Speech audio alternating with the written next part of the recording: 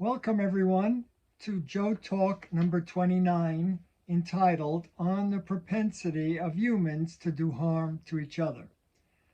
I am struck by the complexity of the nature of human relationships when one considers the manner in which human identity is established within each of us during our lifetimes. Constantly faced with a panorama of choices that constitute so much of our dealings with the world around us, our minds must continually filter, interpret, and analyze the constant stream of data that we take in through our senses. The sense of belonging that is such a potent driver within the self and in relation to others is further enhanced by one's association with family, tribe, and nation. These processes are complex and overlaid with our ever-changing state of mind and state of health of both body and mind.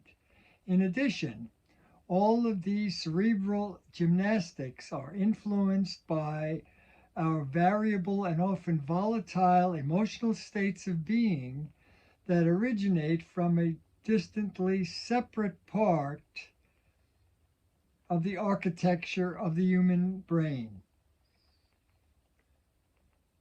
These choices are also constrained by the summation and convergence of innumerable past experiences that influence so much of the decisions we make.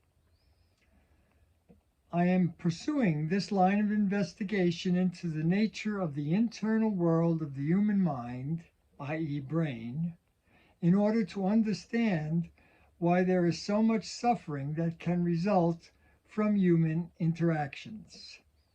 It may be that the level of complexity that is inherent in each of us, as briefly outlined above, is further magnified in the arena of human interactions, resulting in a vast panorama of possibilities and outcomes.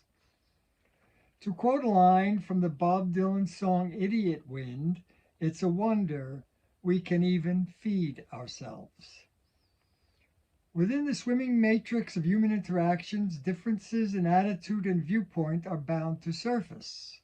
It is within the nature of politics to find mechanisms to assuage differences in order to reach practical and sustainable solutions to societal problems.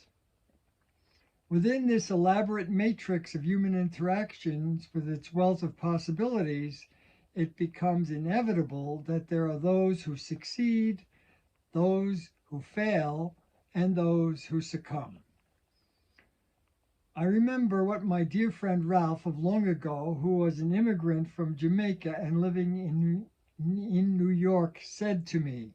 To paraphrase, he marveled at how well New Yorkers seemed to get along given not only the sheer and often overwhelming population density, but also the fact that so many came from disparate and diverse backgrounds.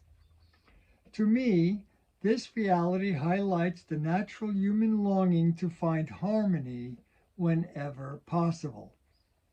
Sadly, this tendency is too often overshadowed by the equally powerful propensity to surrender to the emotionally laden feelings of prejudice, bigotry, fear, and hatred.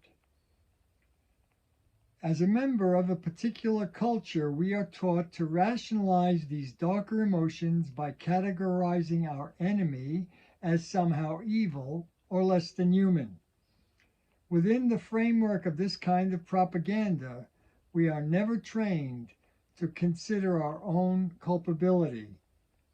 In this way, we are destined to repeat this pattern again and again.